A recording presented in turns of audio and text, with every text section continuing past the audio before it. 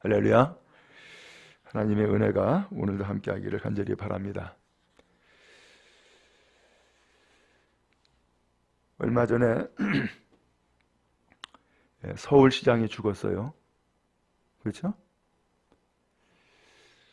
근데 서울시장이 죽었는데 왜 죽었을까?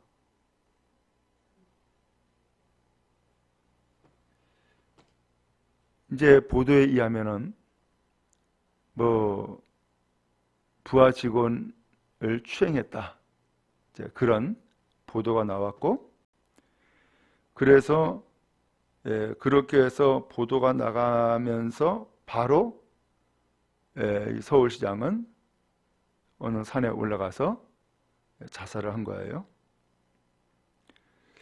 이제 그러다 보니까는 이 서울시장을 소위 말하면 고소한 그 직원은 그야말로 아무것도 밝혀진 것이 없이 그냥 끝나고 말았어요. 왜 그래요? 죽으면 법의 적용을 받지 않아요. 끝이에요. 그러니까 많은 사람들이 그 무거운 짐을 감당하기 어려우니까 죽는 거예요. 죽으면 이제 법의 적용을 안 받으니까. 오늘 성경에서 말씀하고 있는 내용이 먼저 그런 거예요. 1절에 보니까 형제들아 내가 법 아는 자들에게 말하노니 너희는 그 법이 사람이 살 동안만 그를 주관하는 줄 알지 못하느냐. 살아있을 때 그 법이 적용되는 것이지 죽으면 그 법이 적용이 안 된다는 거예요.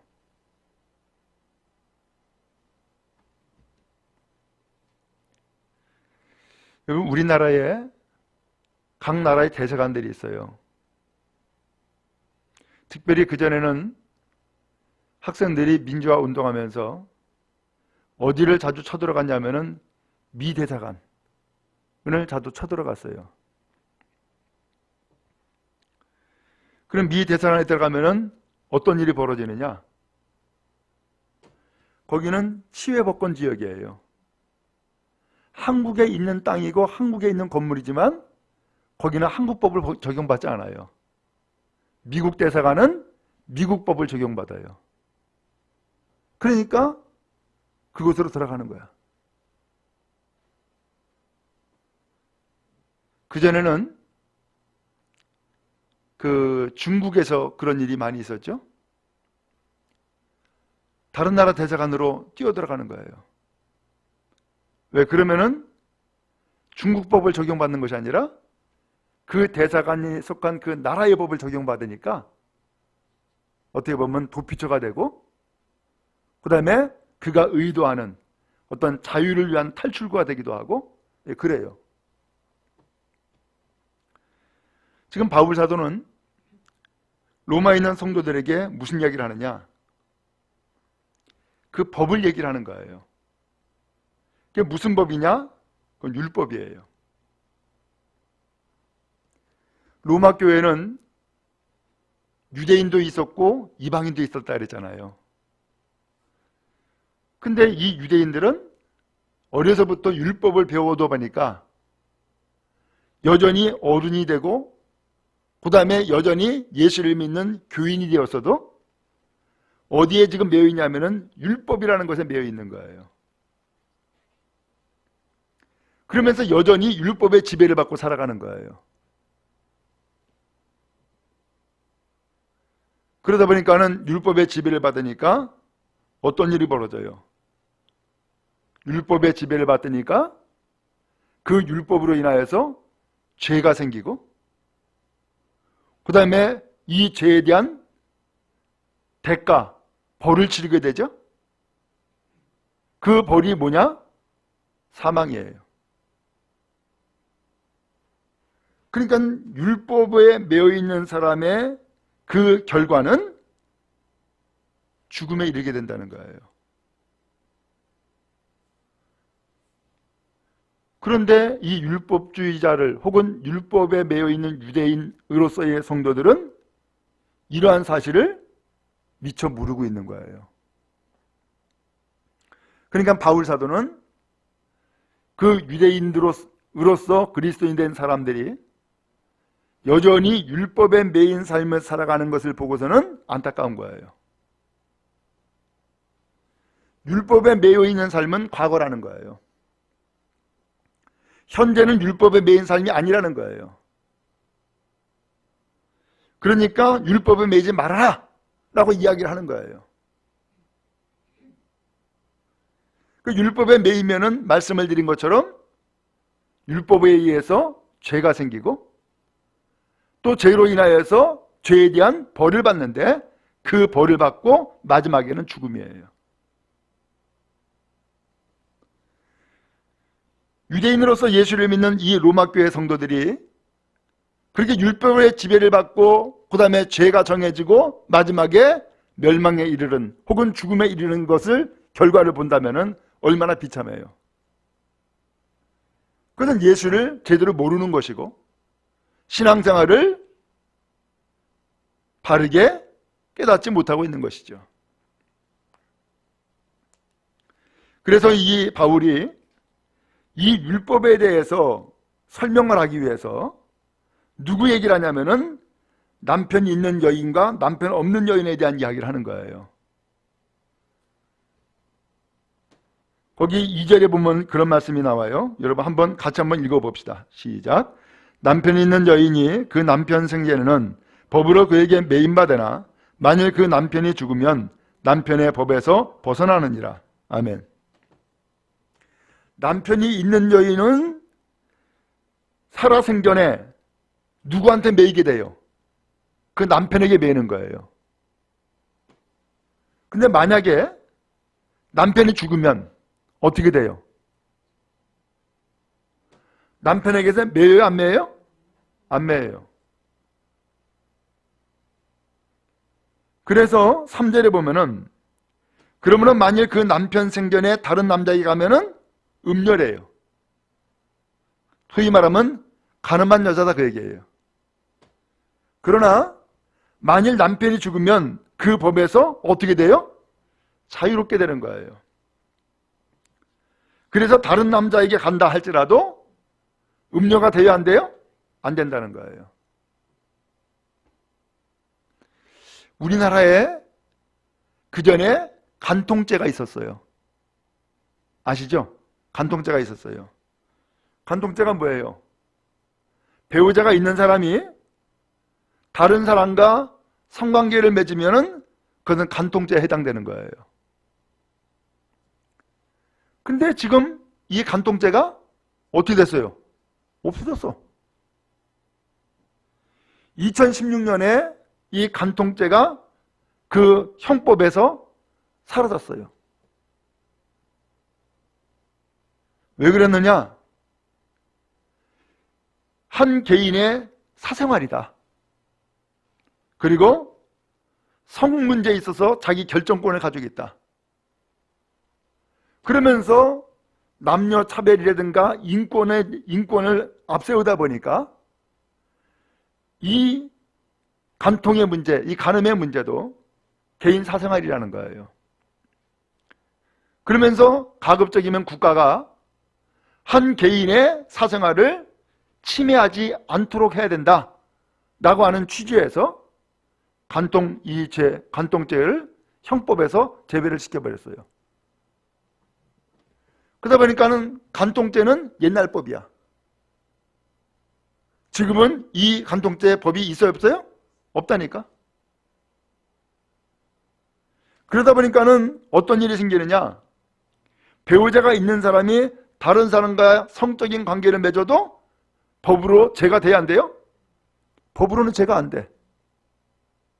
윤리적으로 도덕적으로는 이게 문제가 있는 것이지만 법으로는 죄가 안 되는 거예요. 소위 말하면 간통죄는 옛날 법이 돼버리고 말았어요. 바울 사도가 지금 로마에 있는 성도들에게 알려주고자 하는 부분이 바로 이거예요. 남편이 있는 여인, 남편이 살아있을 때는 그 남편에게 매인다는 거예요. 근데 만약에 남편이 죽으면 이 여인은 그 남편에게 매이지 않는다는 거예요. 다른 남자를 만나도 이 사람은 음녀가 아니다, 죄가 없다라는 거예요. 오늘 바울 사도가 이 이야기를 왜 할까요? 지금 로마 교회 성도들 가운데에는 유대인도 있고 이방인도 있다 그랬잖아요. 근데 이 유대인은 율법이라는 것을 가지고 있어요. 그러면서 교회 다니고 예수를 믿으면서도 여전히 율법을 의식하고 율법에 매여서 살아가는 거예요. 그 율법에 매이면서 살아가다 보니까는 뭘 몰라요? 주님의 은혜를 모르는 거예요. 복음을 모르는 거예요. 그래서 율법에 대해서 율법은 이미 죽은 거다. 로마에 있는 성도 여러분, 여러분은 이미 율법에서 벗어난 사람입니다. 이것을 설명하려고 남편이 있는 여인, 남편 없는 여인에 대한 비교를 가지고서 말씀하고 있는 거예요. 그러면은 바울 사도는 보다 구체적으로 뭘 이야기를 하느냐? 4절에 말씀을 합니다. 여러분 4절을 같이 한번 읽겠습니다. 시작. 그러므로 내 형제들아 너희도 그리스도의 몸으로 말미암아 율법에 대하여 죽임을 당하였으니 이는 다르니 곧 죽은 자 가운데서 살아나신 이에게 가서 우리가 하나님을 위하여 열매를 맺게 하려 함이라. 아멘. 오늘 읽은 본문에서 이 4절 말씀이 상당히 중요한데, 내 형제들아 너희도 그리스도의 몸으로 말미암아 율법에 대하여 뭐 했다고요? 죽임당했다. 그 얘기를 하는 거예요. 율법에 대해서는 죽었다. 이것을 좀 쉽게 표현하면 율법의 적용을 이제 안 받습니다. 그 얘기를 하는 거예요. 성도 여러분은 이제 율법에 대해서 적용받지 않습니다. 왜? 그 법은 이미 옛날 법이니까. 이 법은 이미 죽었으니까. 율법 적용 안 받습니다. 그 얘기하는 거예요. 그럼 왜 율법 적용 안 받느냐? 너희도 그리스도의 몸으로 말미암아. 그리스도가 예수님이죠? 예수 그리스도 때문에 여러분들은 율법에 대해서 적용 안 받습니다. 그 얘기를 하는 거예요. 그럼 예수님이 뭐 하셨는데? 예수님이 무엇을 하셨길래 율법에 대해서 적용 안 받냐는 거예요. 율법은 뭐예요? 우리의 죄를 정한다 그랬어요. 그리고 죄값은 뭐라 그랬어요? 사망이라 그랬어요. 그래서 이 성도들이 율법으로 보면은 죄가 정해졌고, 그래서 죄값을 치러야 되는데 이 죄값은 죽음이에요. 근데 이 죽음을 죽어야 되는데 누가 대신 이 율법을 책임졌느냐? 율법의 죄를 담당했느냐? 예수님이 담당하신 거예요. 그래서 예수님이 모든 죄를 다 담당하시고 다 짊어지고 십자가에 달려 죽으셔서 죄값을 다 치러주신 거예요. 그러니까 이제는 이 사람이 죄값을 이미 다 치렀으니까 죄가 있어요, 없어요? 죄가 이제 없는 거예요. 그러니까 율법에 대해서 죽임을 당하였다라는 설명을 하는 거예요. 성도 여러분, 예수님이 여러분의 죄값을 다 치러줬으니까 여러분들은 율법에 적용 안 받습니다. 여러분들은 이미 예수님이 다 죄값 다 치러주셨습니다. 그러니까는 자유입니다 라고 하는 것을 이야기를 하는 거예요. 그러면서 4절 중간에 이는 다른 이 곧 죽은 자 가운데서 살아나신 이에게 가서 우리가 하나님을 위하여 열매를 맺게 하려 함이라. 다른 이가 누구예요? 다른 이 누구라 그랬어요? 죽은 자 가운데서 살아나신 이래요. 그러면 죽은 자 가운데서 살아나신 이는 예수님이죠? 오늘 그 예수님이 참으로 다른 이 우리가 이제는 그 예수님에게 가서 열매를 맺는 삶을 살아야 되겠다는 거예요. 그러면 율법의 열매는 뭐예요? 율법의 열매는 죄였고 죽음이었어요. 그러면 다르니 곧 죽은 자 가운데 살아나신 그 예수님에게 가서 맺어야 될 열매는 뭐냔 말이에요. 여러분, 예수님을 믿고 예수님에게 나아가면 어떤 열매를 맺는 거예요? 놀라운 열매가 맺어지게 되는데, 먼저는 예수님이 죄를 짊어졌다 그랬잖아요. 그러니까는 예수님이 죄를 짊어졌으니까 죄가 있어요, 없어요? 죄가 없는 자가 되는 거예요. 또 예수님의 죄값을 치르셨어요, 죽으심으로. 그러니까는 값이 있는 자가 됐어요, 값이 없는 자가 됐어요? 예, 죄값을 치르지 않아도 되는 값 없는 자가 된 거예요. 그런데 그 예수님께서 그렇게 해서 죄값 치르시고 십자가를 죽으시고 난 다음에 어떻게 됐어요? 3일 만에 다시 살아나셨어요.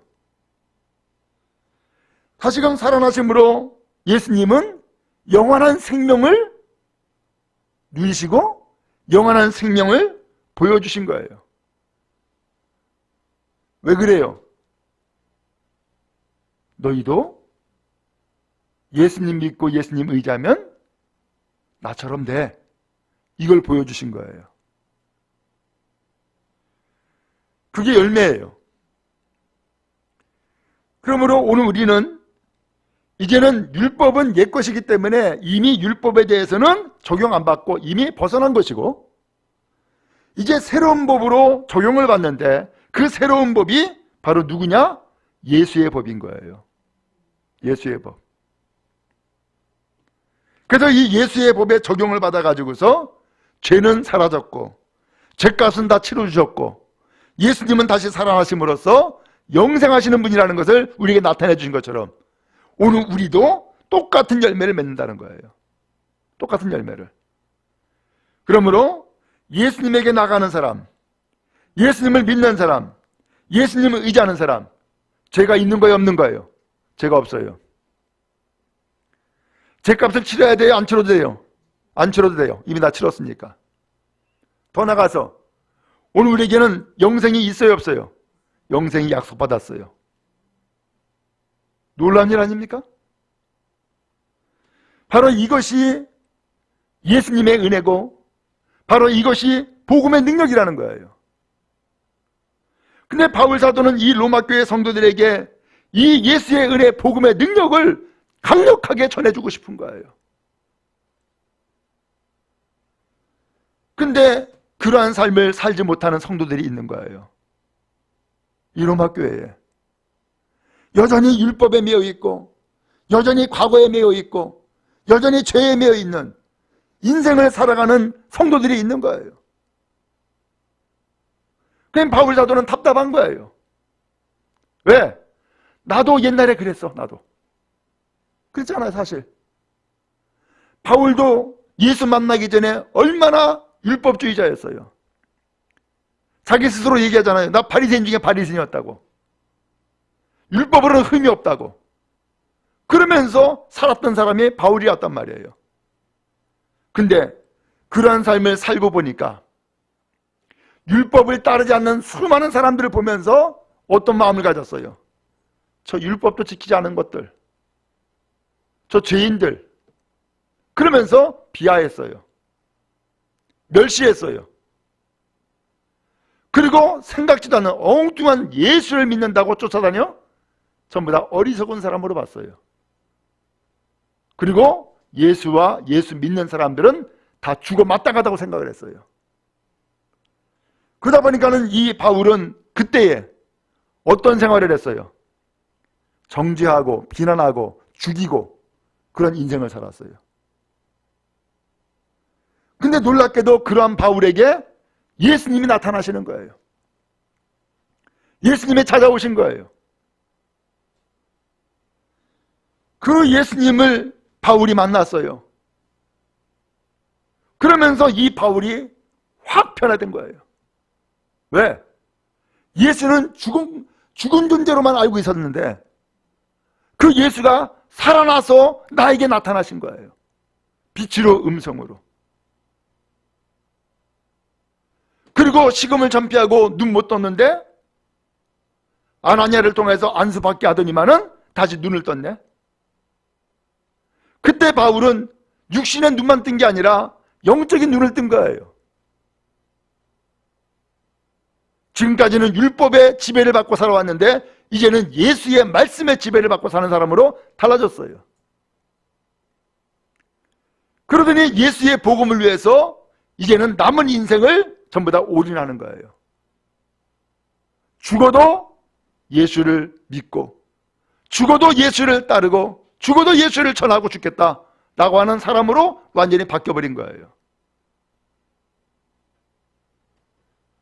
그런데 지금 로마교회 성도들 가운데서는 나의 옛날 모습처럼 여전히 율법에 매여 있고 여전히 과거에 매여 있는 인생을 사는 사람들이 있는 거예요. 바울이 답답했어요. 안타까웠어요. 그래서 이 사람들에게 여러분은 과거에 매일 인생이 아닙니다. 율법은 이미 죽었습니다. 여러분들은 율법의 적용을 받지 않습니다. 여러분들은 예수의 적용을 받고 은혜의 법의 적용을 받는 사람입니다. 이것을 설명하고 있었던 거예요. 우리도 마찬가지예요. 우리도 신앙의 스타일이 이와 같이 두 가지가 될 수 있어요. 여전히 율법에 매여 있는 사고를 하고 여전히 율법에 매여 있는 삶을 살아가는 스타일이 있고, 또 반대로 다 은혜고 다 감사하고 그러면서 나가는 스타일이 있어요. 그것은 어떻게 하느냐? 내가 나의 잣대를 가지고서 누군가 판단하고 정죄하고 비난하면은 나는 율법에 매여 있는, 그런데 치우쳐 있는 사람이라고 할 수 있어요. 그러나 반대로 이해하고 관용을 베푸고 용서하고 사랑하고 이러한 스타일의 신앙의 삶을 살아가면은 저 사람은 은혜의 스타일, 그야말로 복음의 스타일로 살아가는구나 라는 것을 그렇게 분별할 수가 있죠. 어쨌든 여러분, 오늘 바울이 증거하고 있는 것처럼 분명한 것은 오늘 우리는 더 이상 율법의 적용을 받지 않는다 라고 하는 것을 분명히 기억하고 율법에 매인 인생을 살지 않기를 축원합니다. 이제는 반대로 예수님의 그 은혜의 말씀에 매인바 되어지기 바라고, 그래서 용서받고 용서하며 사랑하고 사랑받는 복된 성도의 삶을 살아갈 수 있기를 간절히 바랍니다. 자, 그리고 이제 5절 말씀을 또 읽겠습니다. 5절 말씀 시작. 우리가 육신에 있을 때에는 율법으로 말미암는 죄의 정욕이 우리 지체 중에 역사하여 우리로 사망을 위하여 열매를 맺게 하였더니. 아멘. 육신에 있을 때, 소위 말하면 예수를 믿기 전에 혹은 인간적인 삶을 살아갈 때, 이때에는 율법으로 말미암는 죄의 정욕이 우리의 지체, 우리 몸 가운데 역사했다는 거예요. 그래서 육신에 있을 때는 끊임없이 율법의 적용을 받았고 죄의 정욕이 우리를 도살이었으며, 그렇게 해서 결국은 죄짓게 만들고, 그래서 마지막 결과는 어떻게 됐다고요? 사망이 열매가 되었다는 거예요. 죽음이. 그런데 6절에 가서 이제는 그러면서 앞에 5절은 과거고 이제 6절은 현재, 오늘 우리는 달라져 있습니다. 이걸 얘기를 하는 거예요. 자, 6절 말씀 마저 읽겠습니다. 시작. 이제는 우리가 얽매였던 것에 대하여 죽었으므로 율법에서 벗어났으니 이러므로 우리가 영의 새로운 것으로 섬길 것이요 율법 전에는 묵은 것으로 아니할지니라. 아멘. 얽매였던 것에 대하여 죽었다. 얽매였던 것이 뭐예요? 율법이죠? 이제는 우리가 율법에 대해서 죽었습니다. 그래서 율법에 벗어났습니다. 그러므로 우리가 무엇으로 섬기자고요? 영의 새로운 것으로 섬길 것이요. 이제 영의 새로운 것으로 섬겨야 된다는 거예요. 그럼 영의 새로운 것이 뭐냐? 성령의 법이에요. 성령의 법. 성령의 법으로 이제는 섬겨야 될 것입니다. 율법의 조문에 묵은 것으로 해서는 안 됩니다 라고 이야기를 하는 거예요.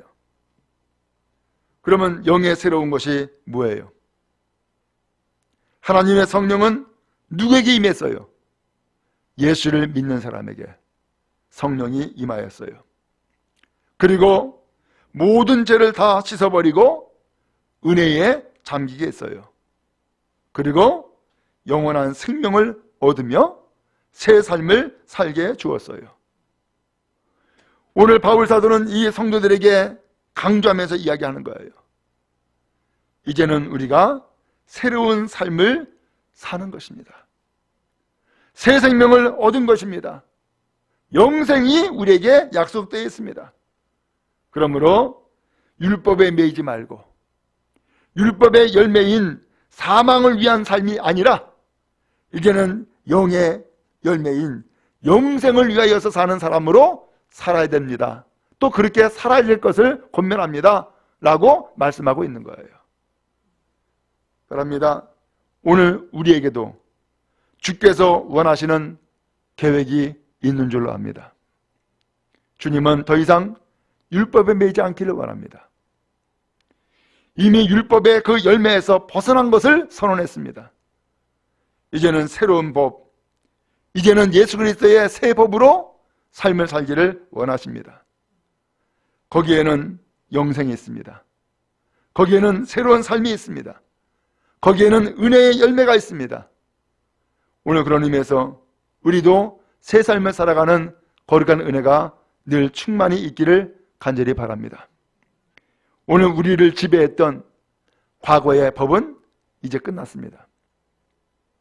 이제는 새로운 법이 오늘 우리를 지배해야 됩니다. 그 새로운 법은 성령의 법입니다. 하나님의 성령은 예수 믿는 사람들에게 임하였고 또 예수님 믿는 사람에게 임하여서 회개케 했으며 또 모든 죄를 다 씻었으며 그리고 영생의 열매를 맺도록 역사해 주셨습니다. 이제 성령으로 말미암아 새로운 삶을 살아가는 우리 모두가 다 되기를 주님의 이름으로 축원합니다. 그리고 더 나아가서 육신의 지배에 받지 아니하도록 선포하십시오. 육신의 지배는 뭐예요? 그것은 율법이에요. 정죄예요. 비난이에요. 그리고 결국은 사망에 이르는 거예요. 오늘 우리는 영의 새로운 법으로 섬겨야 될 자이기 때문에 그 육신의 지배를 더 이상 받는 것을 끊어버리십시오. 그리고 죄의 유혹에 빠지는 것을 과감하게 끊어버리고 영의 새로운 삶을 살아가는 은혜가 여러분 모두에게 임하기를 간절히 바랍니다. 하나님의 성령은 우리의 감동함을 주세요. 하나님의 성령은 깨달음을 주세요. 그 하나님의 성령은 율법에서 벗어나게 만드세요.